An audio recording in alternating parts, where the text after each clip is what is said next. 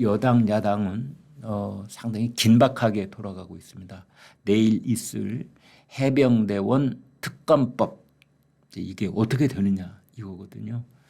지난번에도 말씀드렸다시피 재적 의원의 3분의 2가 있고 재석 의원의 3분의 2가 있습니다. 재적은 무조건 200명이 나와야 된다 이런 뜻입니다.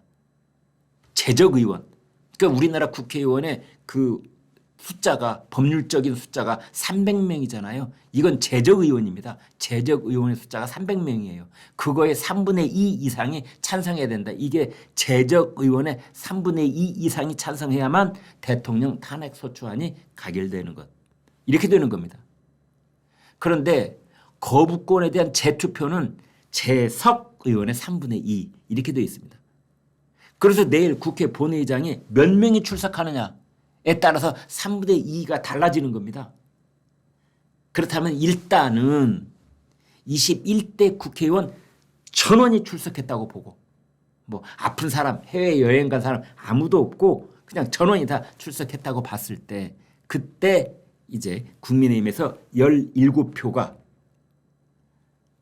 재투표해서 찬성 이렇게 되는 순간 해병대원 특검법은 통과가 되는 거고 이제 윤석열 대통령은 정치적으로 엄청난 타격을 받는 거고 뭐 레임덕 뭐 권력 공백 상태 이런 얘기까지 나오는 상황에 직면할지도 모른다. 그런 얘기가 지금 나오고 있는 겁니다.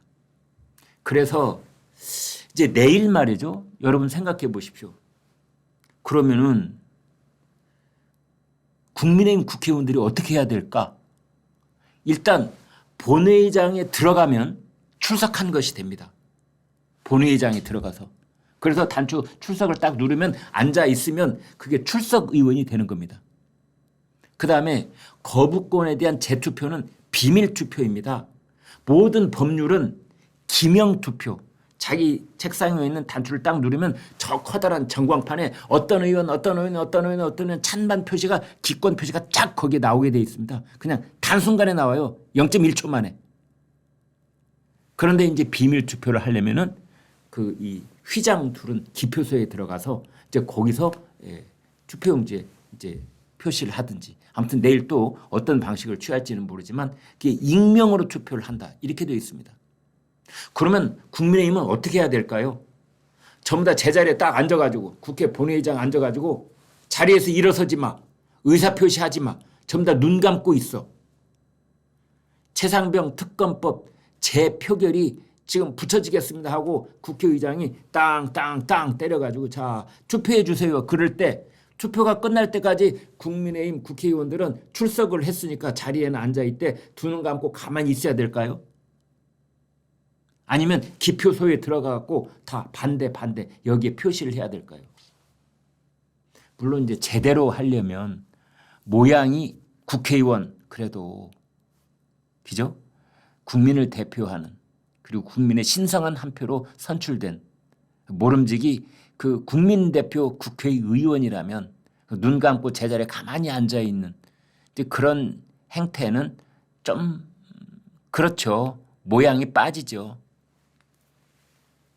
그래도 헌법이 보장하는 독립기관, 양심기관인 국회의원이 말이죠. 그렇다면 기표소로 들어가야 되는데 일어나서 쭉 줄 서가지고 그때 믿을 수 없는 거죠. 이 사람들이 거기 들어가서 이 최상병 특검법에 찬성표를 던지면 어떡합니까? 그 찬성표가 이탈표가 되는 거거든요. 본인들은 소신표라고 그러고.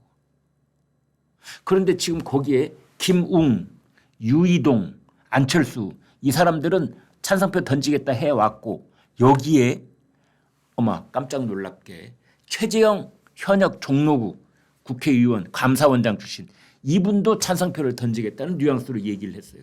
이분들은 공개적으로 4명이 찬성표를 던지겠다. 그러면 이제 나머지는 어떻게 되는 겁니까?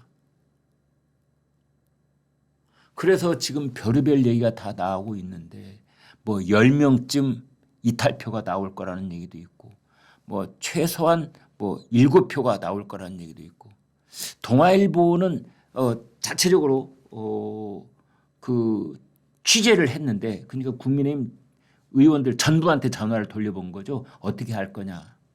그러면 이제 동아일보 기자가 전화를 해왔을 때 김 기자 내 이름을 쓰지는 말아줘. 그런데 나는 내 양심에 따라서 표결을 하려고 그래. 뭐 당론이 부결하자 이런 쪽인 거 내가 들었는데 나는 당론보다도 내 양심을 따를 생각이야. 이렇게 여기까지만 얘기를 해도 이건 적어도 기권하거나 찬성하거나 기권보다는 찬성 쪽 뭐 이런 뉘앙스가 있거든요. 그렇게 했는데 그게 5명이 넘었다는 거 아닙니까? 그러면 이미 입장을 밝힌 사람 4명. 그다음에 내 이름은 밝히지는 말아줘. 그런다 나는 찬성할 수도 있어. 이렇게 산 사람이 5명. 그럼 벌써 9명 아닙니까? 그리고 이제 거기에 또 예기치 못했던 플러스 알파가 있을 경우에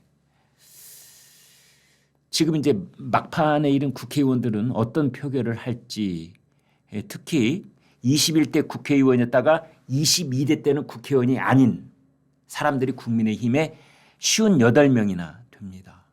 이 사람들은 공천을 못 받았거나 아니면 공천은 받았는데 선거에서 떨어졌거나 낙선자들. 이제 이 사람들은 22대 국회하고 자기하고 아무 관계가 없는 거예요. 윤석열 정권하고도 자기하고 관계가 없다고 생각할 가능성이 있는 겁니다. 자기는 이제 여의도하고 연이 없어지는 겁니다. 물론 지금 윤석열 정부가 공공기관장 감투가 90개가 있다는 거 아닙니까?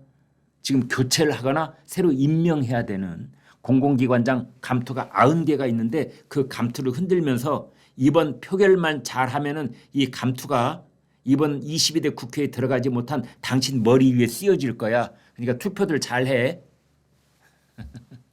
이제 무언중에 그걸 대놓고야 말할 수 있겠습니까? 무언중에 그런 암시가 다 가 있다.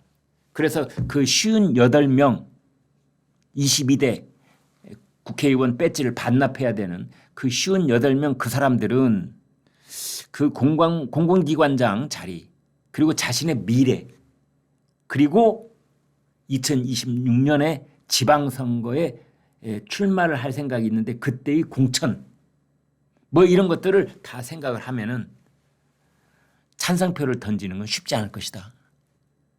이제 뭐 이런 얘기도 나오고는 있습니다.